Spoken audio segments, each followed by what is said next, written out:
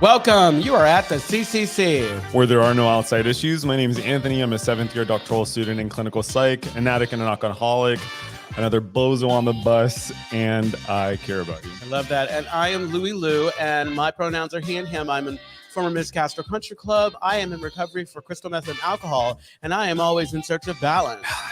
And each week we will provide and create a brave space where we can engage in conversations around topics of recovery. Our intention is to hold and inspire better spaces for more people in recovery by tackling issues sometimes used to separate us. But before we do that, please like, share, and comment, and ding that bell. And now the disclaimer.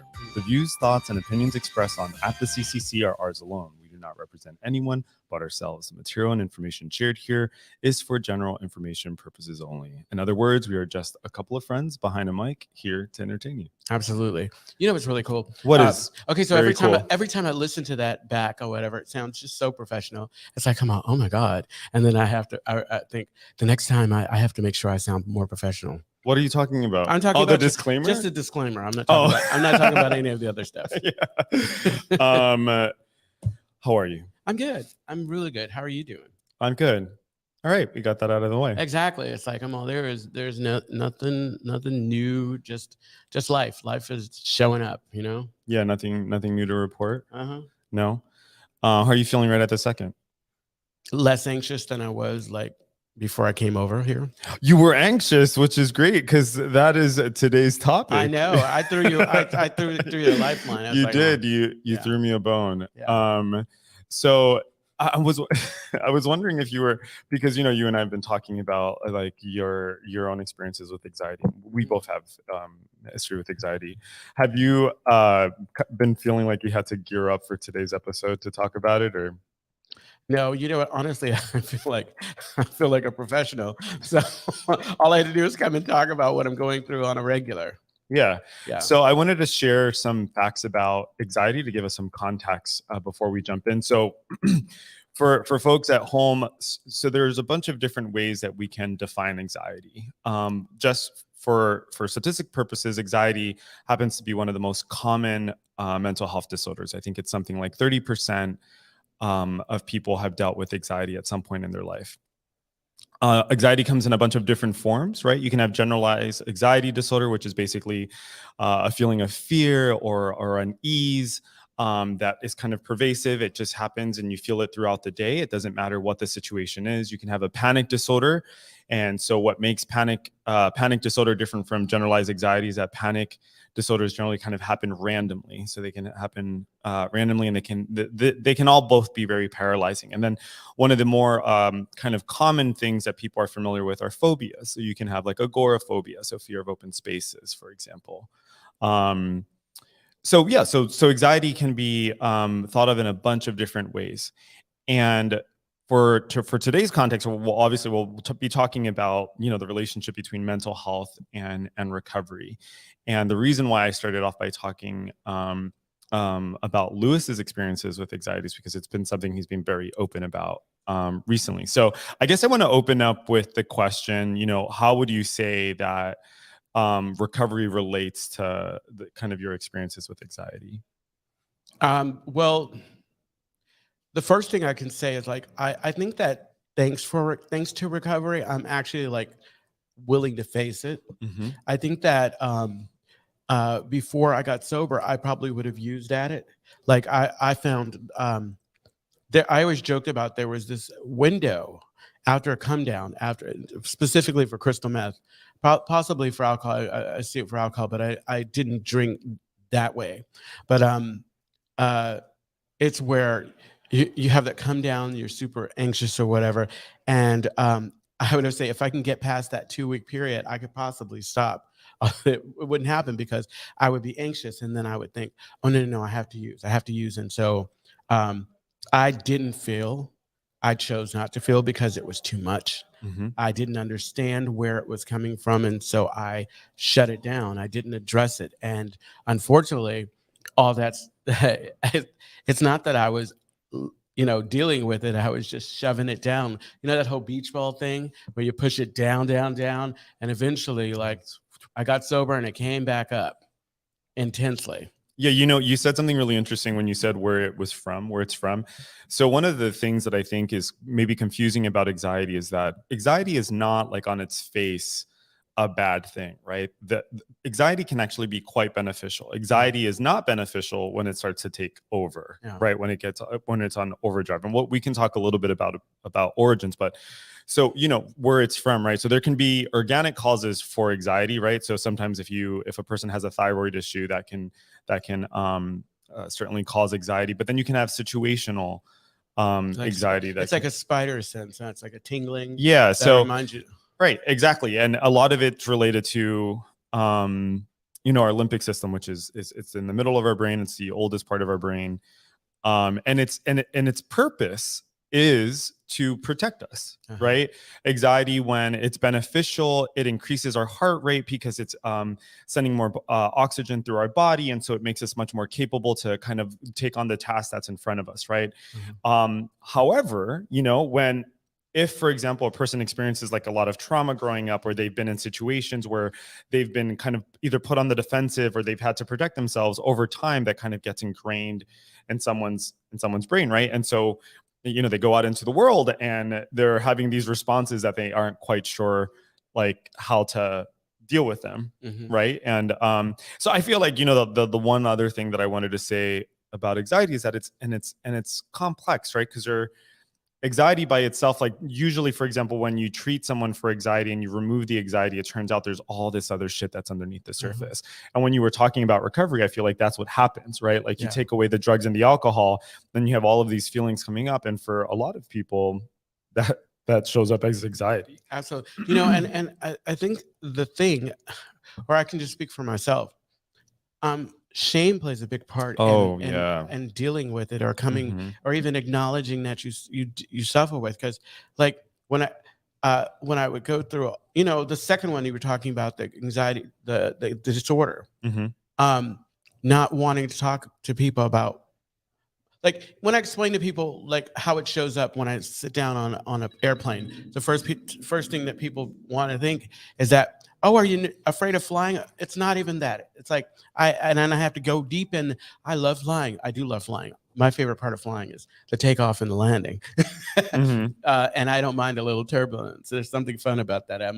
But you know what I'm saying? It's like it's that feeling or how, like, the last thing I need when I'm going through my anxiety or feeling anxious about something is for someone to feel bad for me and try to make it better. And I think that's why I'm like, I'm not talking to you about it. Right. Yeah. And what's interesting, one of the things we talk about in recovery is like future tripping. So getting too concerned with the future, and anxiety tends to be about anticipation, right? One of my favorite descriptions of it was years ago. My sponsor said to me, you know what anxiety feels like? And I'm like, no, what? And she said, it's like standing in the middle of Market Street with a machete waiting for a polar bear to attack you, and it's never going to show up. It's so unlikely. And that to me reminds me a lot of the way like we talk about fear, like false evidence appearing real. Like just so many of the things, at least in my experience, like all the things I fear never come to fruition. And when they do end up showing up, I'm fine. I have the resources. But when you're in it, I'll speak for myself. When I have a lot of what is referred to as like relational anxiety.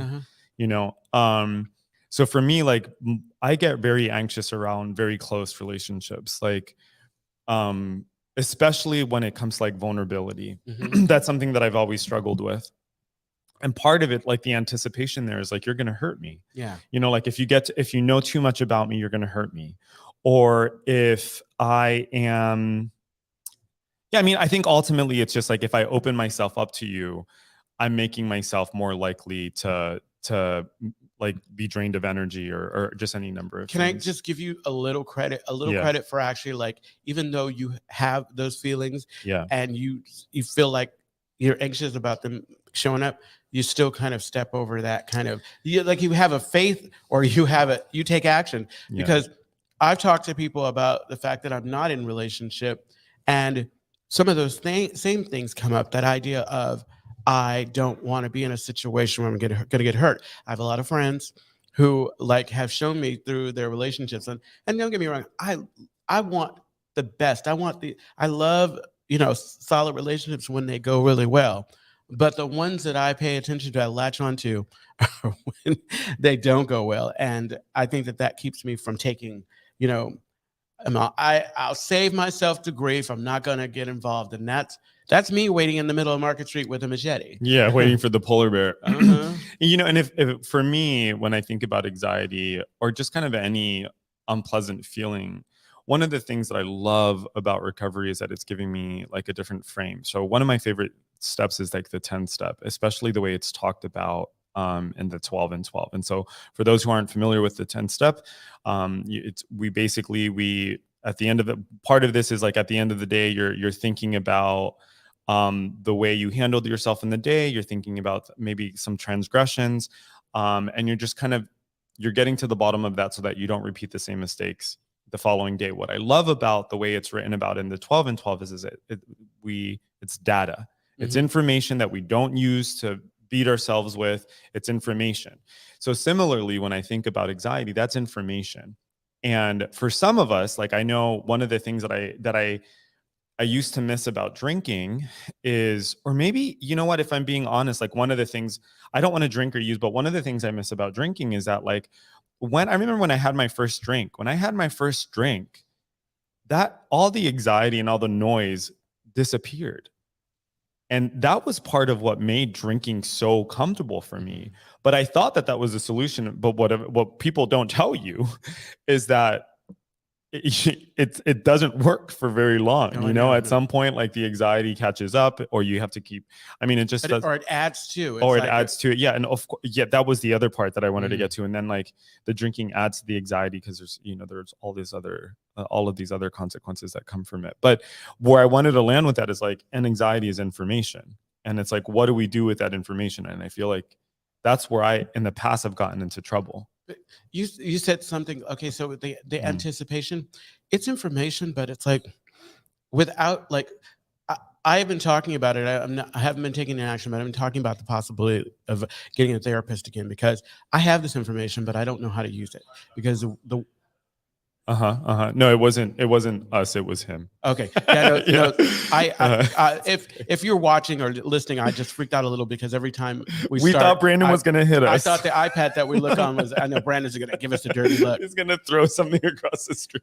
But like to the point, like they're saying, it's like, so I take the information and I was just thinking about it and thinking about how sad it makes me like that I think about those experiences on playing in the theater, wherever, and it causes me to limit like what I'm gonna do, or maybe kind of question if I want to do it because I have fear. Because there's something about when that cabin door closes and I can no longer move freely about the cabin. It drives me. That's what, and I don't know what that's about, where it is, but it is something that just does not go away.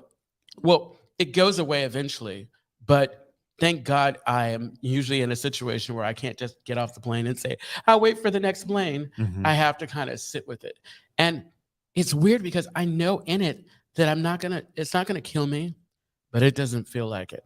It feels like I am gonna pass out and never recover from it. So that's interesting. When I say like it's information and what we do, like it's information and we have to decide what we do with it. So in the past, it's like it's information. I felt uncomfortable and so I drank or I used around it, right? Or as a sober person, then this is what fucked me up is like in certain situations whenever I had that anxiety, I'd lash out. Yeah. Right. Like if you said something and it hurt me, I would lash out. Right. That's not my reality anymore. Right. But the difference there is that you're doing it. Yeah. Well, you told me to tell you. So I think Louis might be anxious. He's like wringing his hands. But like one of the things that like, I had to learn how to do is like when that, this is kind of where I'm at too now in my life is like so relational anxiety, like be it a romantic situation or a platonic situation, when that anxiety comes up, what I've done before is like I would bolt and I would like remove myself from a situation and I would like ghost or I would lash, like I would fight or just fight, fright, sorry, fight, flight, or freeze, Yeah. And so now what I've been learning how to do both in therapy and also in SLAA is that when that stuff comes up, like I get to have a different relationship with it now. And now my relationship is one of like kindness, and like I slow down, and like sometimes take a nap, but what I try not to do, and I've, pat myself on the back for this, is I try not to throw the anxiety outside of myself, right? Because that just makes things worse. What does that look like? You mean as far as lashing out? Yeah, like if you lash out, for example, you know what I mean? It's like, it could be any, so let's just be real, right? So like, for example, in previous romantic relationships, like I had a lot of like, I've been cheated on. Okay, so some of my earlier like romantic relationships, I was cheated on. That was very painful. Okay. And so what ended up happening is like over time, I developed this like deep, profound fear I'm going to be cheated on. And that's just very painful. Right. And so in future relationships, what would happen is like, I was like always on high alert for someone to hurt my feelings. And so if anything kind of like mirrored or resembled, like anything looked like it, I would lose my fucking mind. Right. And so that's what it looked like to like throw it out. Right. And so what's happened when like I've done that kind of thing is like I've just made things messy. Yeah. So now I have to deal with my own feelings, and now I have to deal with like the injury I may have caused this relationship. Right. That isn't to say that like, a person shouldn't like share what's on their mind, but there is a way of addressing kind of anxieties or fears that is healthy for everyone involved. Absolutely. Yeah. No, I was listening and I was thinking it's amazing how like anxiety can really kind of put me in my place. It can absolutely. And I was thinking about, what's interesting, you're saying that having those experiences and still kind of getting into relationships or whatever, I feel like that to me is the relationship that I have with anxiety, my recovery relationship.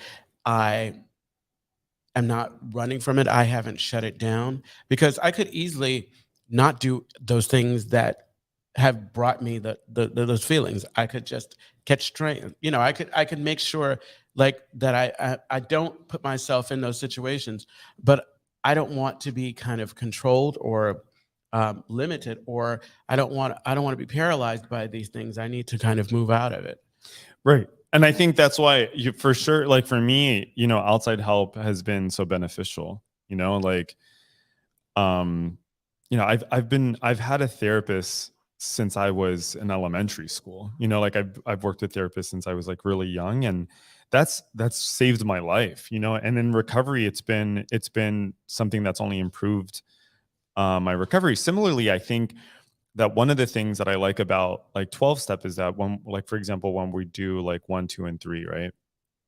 So if you're not familiar with 12-step, first one is you're basically admitting that your life is unmanageable. I was going to find another word, but it's, super messy. Your life is really unmessy. Shitty.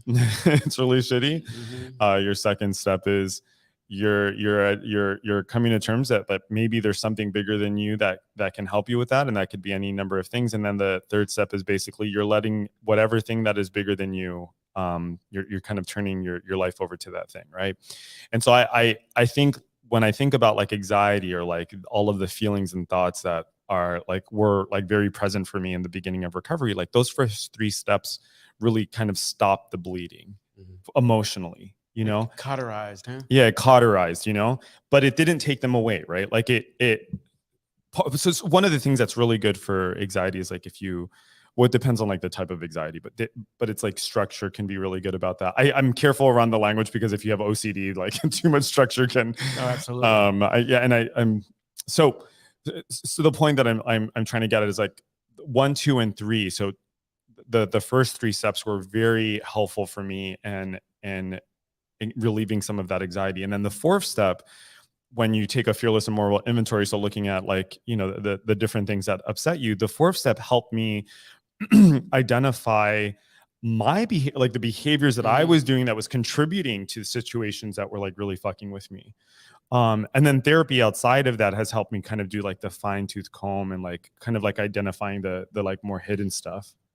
Have you found, I mean, there was a time where I mean, obviously I was earlier in recovery. I found that I just before like I stopped working with the therapist that I was working with, I'd found the perfect way to make these two things work. Like for some reason, before recovery, I would go and I would talk to a therapist and I would feel like it was a labor and I wouldn't really know what to talk about. And I'd have to probably spend the whole hour talking and not really get to anything until too late.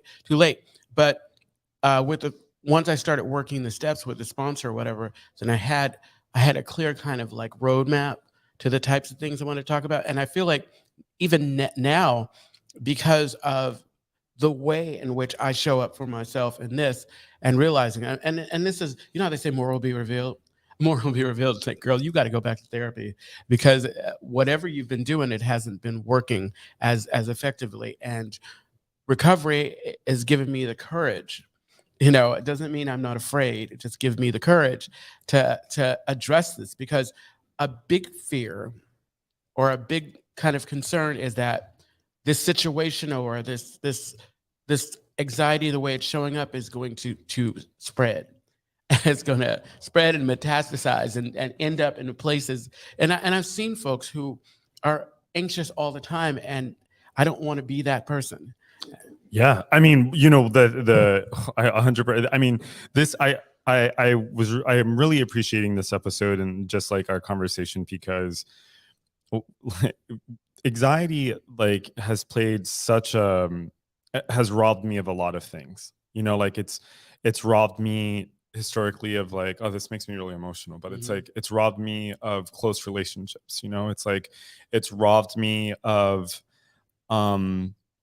community. You know, like it's robbed me of more than anything, it's like robbed me of like my peace of mind. You know, and so ooh, and so I think about like sometimes I think about like, well, like sometimes I get angry because I'm like, who the fuck put this here? You know, and I get like, and so I like look at my surroundings and I'm like mad at my family or I'm mad at the people or like, right. And the issue with that for me is that like as long as I place the issues outside of myself, and like there are things that are legitimate, right? Like, but as long as I place the blame outside of myself, I'm completely powerless, you know?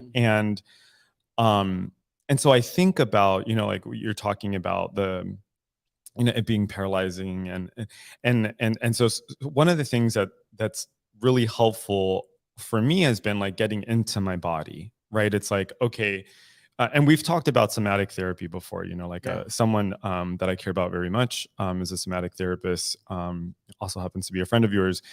We talk a lot about like part of like somatic therapy is like getting into your body and creating freedom in your body.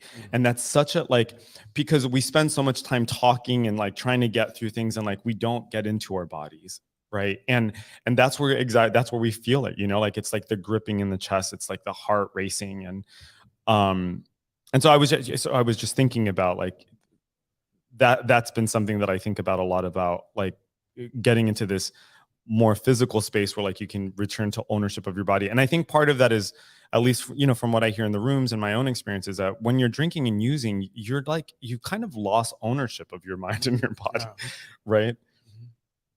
No, it's like honestly, it's like I'm listening to you, and it's like I'm thinking of all the things that I'm doing. That is the one thing that I'm not doing. Getting in your body. Getting in my body. Like I feel like you know, the light bulb went on when you talk about this idea of ownership of my body. Yeah, you know, one of the things that I think about with myself is like, I didn't realize how I was using like porn and sex. Like sex to me for a very long time was like dissociative. You know, like I was having sex so that I can get the fuck out of my body and out of my mind, where I thought like, oh, I'm enjoying, like it's about pleasure. But no, it was about not being in my body, you know? Or I think about like pornography and like the way like porn allowed for me to like, I thought like, oh, this is about getting off, but it was like, no, it was about relieving anxiety and not being in my body. And so a lot of like the work that I've been doing around like my anxiety and like discomfort has been also about like owning my sexuality and like approaching sex differently, and like also just looking at the other ways in my life that I've tried to address my anxiety. Like food has been a big one. Like, you know, even yesterday, like I was talking to our mutual friend, and it was like late at night, and I started talking about like my mom, and I started getting angry, and before I knew it, it was like 1 a.m. and I was ordering McDonald's. You know, like, and that's real. And I hate saying that, but I was like ordering a double quarter pounder with cheese or French fries, 2 strawberry cream pies, because it was 1 a.m. and I was like anxious and I couldn't go to bed, and I was like, this is just what I'm doing tonight. Wow. You know, but it's like food, porn, sex, spending, you know, drama is another way of not being in your body. Exactly. Yeah. And so, yeah. So there's like returning to the body, and then also like spirituality. You know, one of the things that is really grounding for me is when I can really feel and get into the, like, I can't control anything. You know, like God's ideas are much better than my ideas. No, absolutely. I have that happen way too often, and yet I still try to take the reins. How do you incorporate spirituality when it comes to like your mental health, or yeah, just how do you incorporate like spirituality into those kind of things? Well, I believe that like I just believe that we're natural spiritual beings, and so everything that I do is spirit filled. You know, everything. It's like I just believe that, and so I try to stay present. I talked about how like I communicate with my higher power. It's like we're talking right now. It's God and I have a kiki, and I usually try to talk about God as often as I can and talk with God. And one of the things that I got from Bishop of mine when I was going to church is like, when I'm having discomfort, I thank God for allowing me to experience it. I try to not just have this transactional relationship with the higher power, but a relationship where I'm in complete understanding that all of this is necessary for me to kind of, all of this is a part of my journey. It's not good or bad. It just is. I feel that. I've thought about. I have a comment. There's a comment. Did Brandon put his fist up? Let's see that comment. Hi, you. Oh, hey, Bonnie Violet. Hi, you guys. Look at them exclamation marks. Absolutely. And Hunter. Hope everyone's having an amazing day. I hope you're having an amazing day. Thank you, Bonnie Violet. Thank you, Hunter. John Lee says, right. Anxiety lodges in my body. IBS attacks correspond to high level. Oh, absolutely. The anxiety can definitely fuck with people's GI issues, or like just GI tract in general. That's with everything. Your sleep. Yeah. Anxiety, there's also a thing, it's called somatization, which is basically when like you have a mental when there's some like psychopathology or some mental health stuff going on, and it manifests in the body. So sometimes like anxiety can manifest as like GI issues, or it can show up as like eczema. It could show up as all types of things. Yeah. I think that like we cannot leave without talking about the collective trauma that we've all experienced with COVID. I mean, oh yeah, like coming out of it, it's like, and what we're experiencing now in San Francisco with all of these places going out of business, businesses leaving or whatever, is thinking, and I may need to, like you, take a break from certain social media, just because I'm constantly bombarded with these stories and these ideas, and so helpless, so powerless. Like, what do I do? And do I care? And why don't I care? Right. So there's a lot of stuff that comes up for me. So like one of the things that, and thinking about recovery and like what's been really helpful for me is, one of the things that I love about the third step, or like that I love about like my relationship to God, is that I am constantly reminded that I can't control anything. And that like the illusion that I can, like, for example, I could say like, well, I can pick up this phone, you know what I mean? But all it would take is for like just this is it's not an accurate representation of just how like complicated the world is, right? And so one of the things, like when I can really get into the like I can't control the world, when I can really get into that, like because part of like the anxiety for me is like I'm anticipating all this fear, so I'm going to ask you 1,000,001 questions, and I'm going to orchestrate. But when you realize like actually all the questions in the world and all the orchestrating in the world is not going to fucking save you from anything. Not at all. You know, like, so when you can get into that, at least for me, when I can get into that, like all the orchestrating, then like there is a relief there, because it's like, oh, there's nothing I can do, right? Like, the other thing is that I've been doing that a lot recently, and it's been paying off just exponentially. Another thing that makes me like really emotional is that like I've been working to like just fucking let God do what God does. You know what I mean? Not that I have control over God, but I'm just like, okay, you know, fine. Like I'm gonna hold this fear. I'm gonna take this fear to the right place, you know? And one of the things I've been thinking about a lot is that restraint of pen and tongue has totally changed the nature of my relationships. Right. And it's been like not. And so as a result, it's like one of the things that's really grounding for me is like just looking for evidence of God's presence. You know what I mean? It's like I can use my anxiety to look for all the fear in the world, or I can use that anxiety or like refocus and like look for evidence of God's presence. This takes me back to the 10 step. When I think about restraint of pen and tongue, I think about the 10 step. When I'm doing a regular 10 step, when I'm doing a regular spot check or reflection, in it, I've seen myself in real time kind of change, like self-correct before like I create issues, because I jokingly tell myself I don't want to have to write a 10 step on it. But we have a comment. Jaylon, oh my God. I haven't heard from you in a while. I know. You want to take that? I know for myself, based on how I grew up and bullying being a part of my story, as a result, I've developed a hypervigilance around my safety, which I have to work hard to manage because it has and does cause a lot of anxiety. Jaylon, thank you for mentioning that. I feel like that's something. Were you going to say something, Liz? Thank you for being present. Thank you for being present. Thank you for that. You bring up a really good point. And I think that's one of the things that that is unique to like the LGBT plus experience, especially for those of us in recovery, is that there are things that are unique to being gay or queer, you know? And one of those things is like, there is like growing up, many of us did experience bullying, you know? Many of us grew up in places where it just wasn't safe to be gay. And even if you live in San Francisco, where we have this bubble here, it's like we're still hearing things about shit that's happening in other states that impact like our trans family, and that impact like the poor like queer kids along the Bible Belt who don't have community.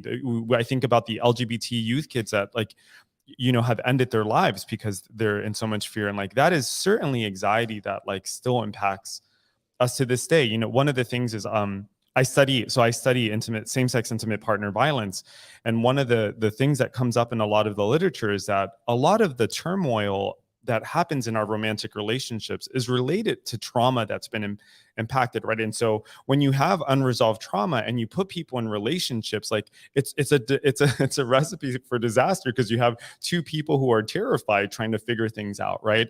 And so like similarly, if I appreciate what you brought up about hypervigilance. It's like a lot of people will go into community as like LGBT people and still have that hypervigilance.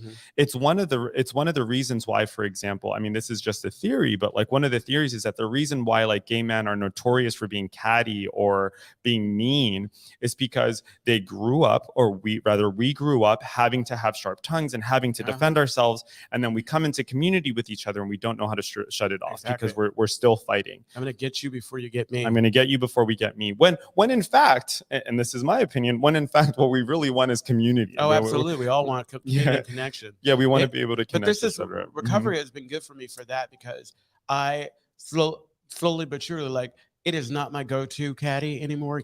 It used to be so much a part of my identity, but because of recovery, because of the 4-step, because of doing the work and realizing my part, I realized, you know what? I can lead from love. I don't have to go. And yeah, we should have a conversation about that. Absolutely. I mean, that's one of the things, like it's, I have very mixed feelings about what I just mentioned. That's a conversation for another time. But in general, like in all of my relationships, the foundation of my relationships is like love and care. I don't have anyone in my life that I don't love and care about. You know what I mean? Exactly. I also don't have anyone in my life that I feel is like not helping lift me up. Like all of my relationships are very healthy in this way. I think one of the, feel like maybe like a place that we can move into is like, I think one of the things, like if you're not in therapy and if you're not in 12-step, or if you are in therapy and you are in 12-step, I think one of the first things that a person can do when they're dealing with anxiety or discomfort is to ask themselves, what do I need? You know, like in this moment, what do I need? And it's not necessarily What like, happens if you don't know? well, I think that's a really good point. Yeah. And I think we can distill it to simple parts. The simplest parts is like, right now I'm anxious, and what I need is to feel safe. Yeah. Like what I need is I don't want this, Okay. you know, like I think we can ask like, what do I need? Or like, what is it that I want? It could be, what would make me feel safe in this moment, right? Like, and if you're outside of the anxiety, it could be like, what is the context in which I feel safest? Like, I think that can be a really good guide too, is like, when do I feel safest? When do I feel calmest? When do I feel the most grounded? Those are just good places, I think, to what's think interesting? about anxiety. I think what's happening with me now that I think it was so easy before, when I was outside of anxiety, to ignore it because it wasn't happening, and now I'm starting to kind of think about it more in a way like, how can I be more proactive so that I make sure that I don't, because actually what I need right now is for it not to happen, and I don't. That's not as realistic as I think so, because it's so weird how it shows up. It just shows up. It shows up when it wants to, and it annoys me. Yeah, I totally get that. Yeah, I totally get that. And then go ahead. I mean, no, that was all. It's like, just as raw as I want it. It just annoys me. It makes me mad. Like you said earlier, I want to find out who's at fault and do something with. Yeah, I mean, oh God, I remember the first time I did my 4th-step. I lockjawed on like a lot of my anger, because I was just kind of like, you all put this here. And one of the things that, I was just reminded of this recently, because I'm working on a 4th-step in SLA. My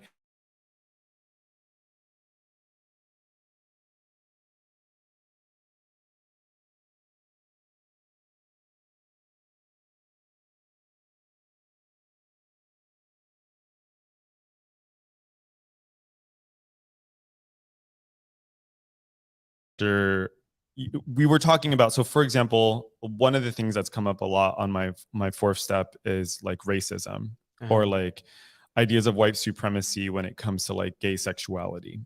And that's been something that's been on my 4th-step for a really long time. Complicated story, like that's kind of complicated, but it's been something that's on. And my sponsor was saying to me, Anthony, like, because I wanted to shrug it aside, and my sponsor said, no, that's legitimate. Your part here is holding on to that anger, right? And that just because I'm letting go of anger or I'm turning something over doesn't mean I'm condoning it. It doesn't mean I'm agreeing with it. But what it is doing is like, I'm choosing to have peace, and I'm choosing to operate differently in the world. We are down to I don't know what it was, 5, 6, 7 minutes. So we need to start landing the plane. Yes, exactly. Do you have any thoughts about anything we've said? Well, I have lots of thoughts, but it's like, I'm all. Go ahead. No, just saying lots of thoughts. Yeah, I was thinking about how like, I think maybe something that's been helpful for me is to think about like the kind of life that I want to live. Like what is it how do I want my relationships to look?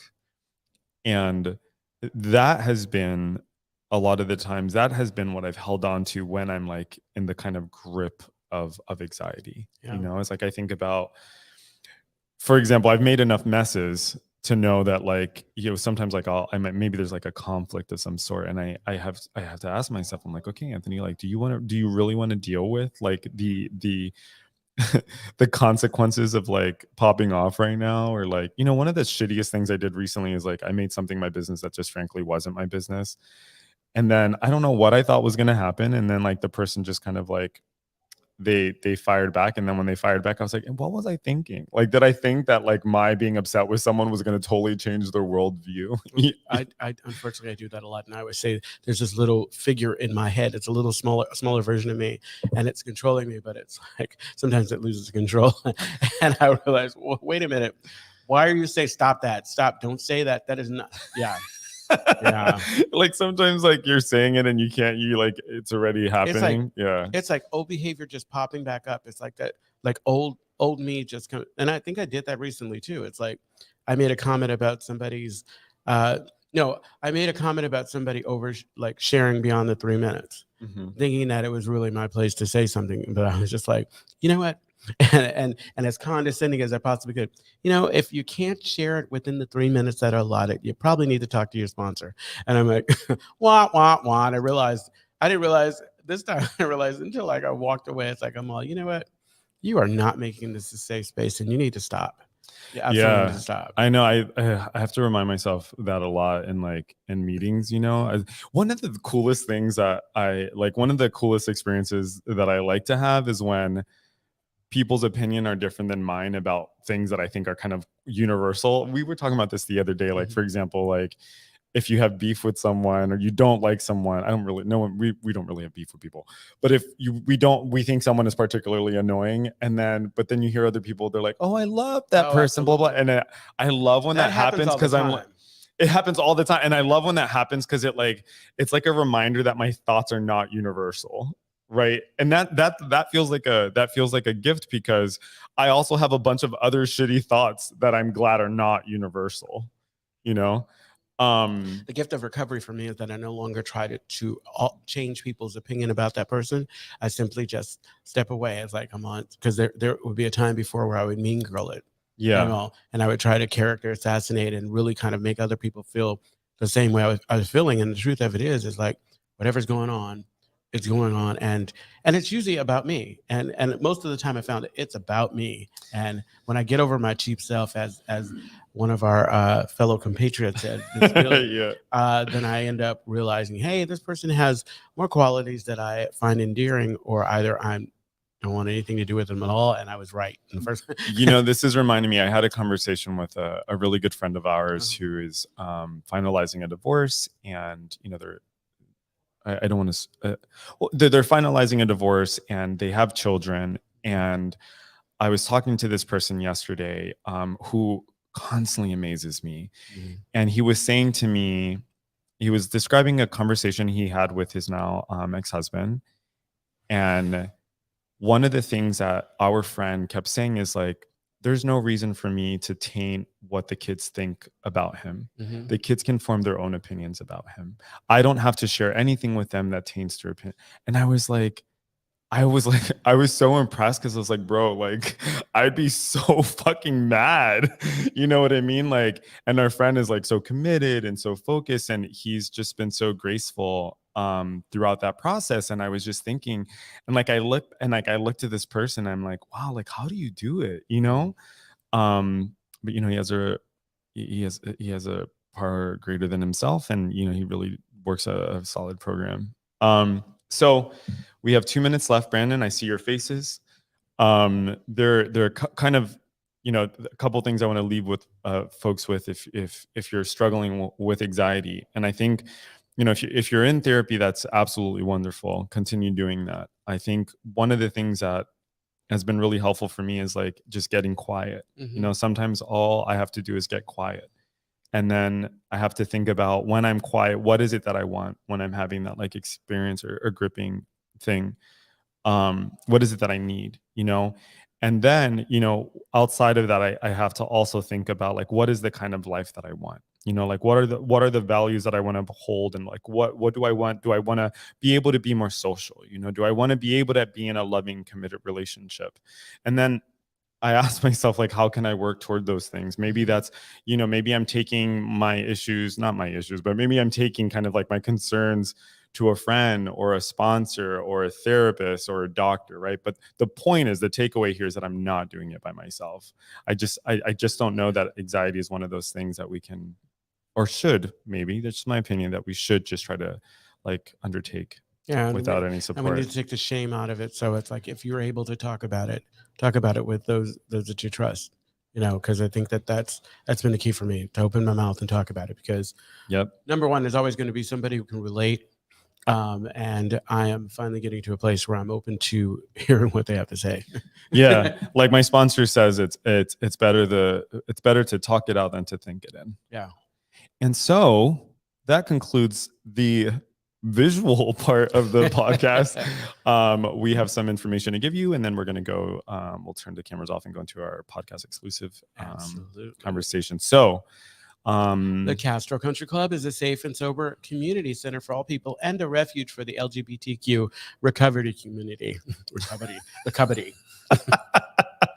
We provide programs and services that help people change their lives. What I meant was we provide programs and services that help people change their lives by supporting personal growth. And our vision is to reduce the suffering of addiction by connecting people to community, opportunity, and support.